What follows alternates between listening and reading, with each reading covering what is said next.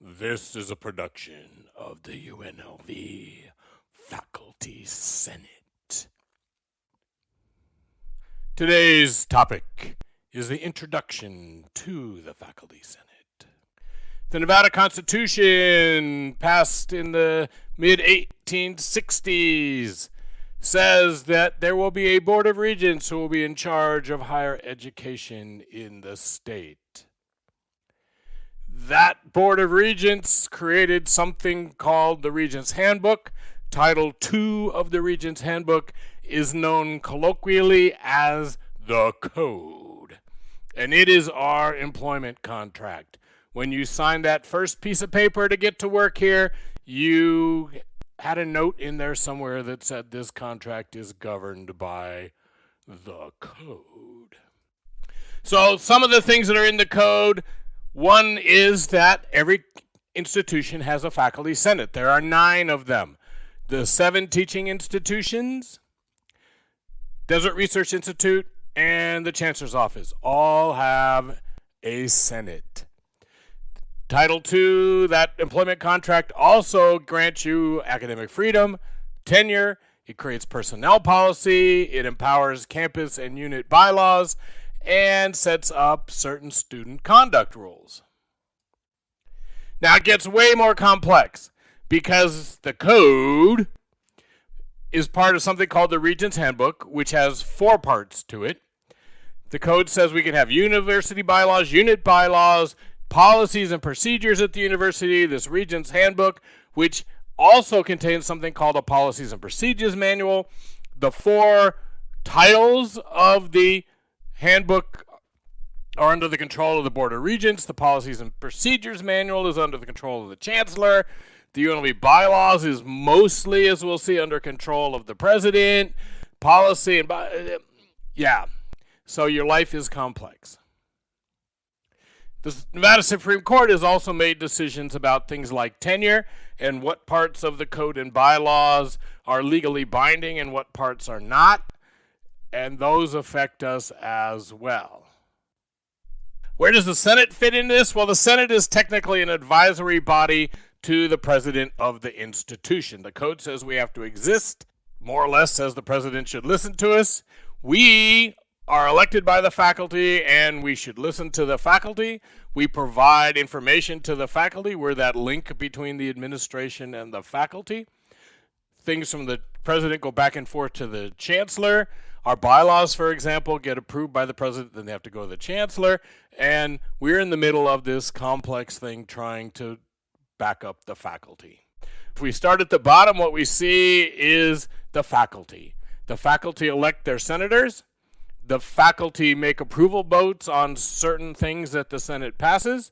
And the faculty elect the members of the Senate committees. When the senators then elect their executive committee and they elect a chair, that chair is part of what's called the Council of Chairs. The Council of Chairs has direct access to the Board of Regents. So again, shared governance. The faculty are involved in the governance of the system. Changing the Code. A change in the Code can be proposed by a faculty senate, which we have done many times. A president, the chancellor. It goes to the regents. It has to be approved by the Board of Regents by vote 2 times. Changing the university bylaws requires a vote of the Senate, then a vote of the faculty of the university, and then approvals by the president and the chancellor. There's a Senate Constitution and bylaws. The Senate Constitution is passed by the Senate but approved by the faculty, and the Senate bylaws are just controlled by the Faculty Senate. You want to get something on a Senate agenda? Well, there's 3 ways. 1, the executive committee can put things on the agenda and does all the time. 2, a Senate committee can bring forward an item which then goes on the Senate agenda. And 3, any senator can raise their hand during a Senate meeting when we get to new business and say, I would like the following item to appear on the next agenda. And it will. Now, the Senate can vote to send it to a committee. There's other things, but basically within a few months, that item should get voted on if it's a voting item by the Senate or discussed if it's a discussion item. Senate agenda items start out as future action items, and then the next meeting they become action items. The Senate can also pass something called a sense of the Senate. That's a non-binding resolution that has to happen immediately. So merit policy comes up and we don't have time to take it to two separate meetings to run it through the normal process. We can pass a sense of the Senate, which is a non-binding resolution. And again, senators can bring those to meetings as well. In an emergency, and we did this in 2021-22 school year, the Senate can suspend its bylaws by a 2/3 vote and vote on something now. And we did that in that year because of the return of merit. Who are we? There is one senator for every 30 academic faculty in each college. There are 8 administrative faculty that represent various units on the campus, plus the chair of the administrative faculty committee. There are 3 at-large senators who are elected by the campus as a whole, plus ex officio the provost, the chair of the classified staff council, the president of the undergraduate students, and the president of the graduate students. Senate, again, is governed by an executive committee. It is led by the chair. The vice chair is on it. The past chair, the immediate past chair, is on it. A representative of the administrative faculty are on it. A secretary is on it. And then several at-large senators are on it. Every unit has senators. The senator with the least time remaining on their term is the senior senator. And there are monthly meetings of the senior senators so that the executive committee can hear about the concerns in each unit college on campus. The Senate does most of its business through committees. We already talked about 2 of them. There's a bunch of other committees that are either directly or indirectly Senate committees. Academic standards, admission, gen ed, priority, undergraduate curriculum, the Intercollegiate Athletic Council, graduate college committees. And again, technically those are authorized by the Faculty Senate, though they're more or less independent. The same with the Research Council. There's an Instructional Infrastructure Committee, Admin Faculty, Academic Freedom and Ethics Committee, Campus and Fiscal Affairs, Diversity and Inclusion, Bylaws, Grievance, Tenure Promotion, Special Hearing. There are more than 300 faculty who serve on Senate committees, and that's where the real day-to-day work of the Senate gets done in these various committees, some of which are incredibly busy and doing a very important work.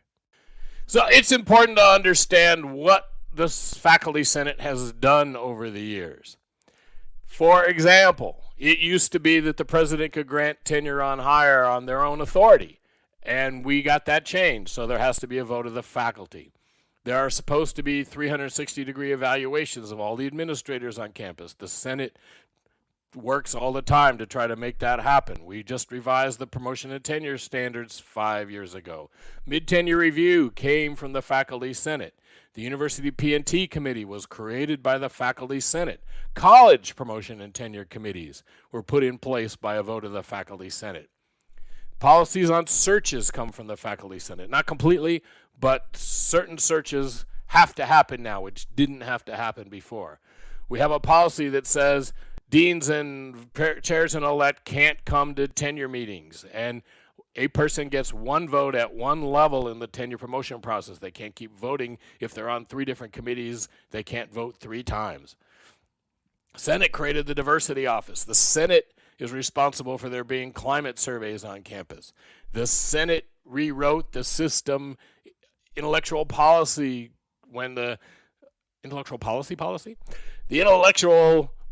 policy, when it became a new policy from the Chancellor's office that was horrible for faculty. We wrote and pushed through a new policy. And the Senate's responsible for the creation of the ombuds. So the Senate plays an important role in creating new things on campus, sometimes supported by the administration, sometimes not, but it's our job to protect faculty. So how does the Senate work? Hammer or teamwork. There are senates in the country who are notoriously vividly opposed to anything their administration wants to do.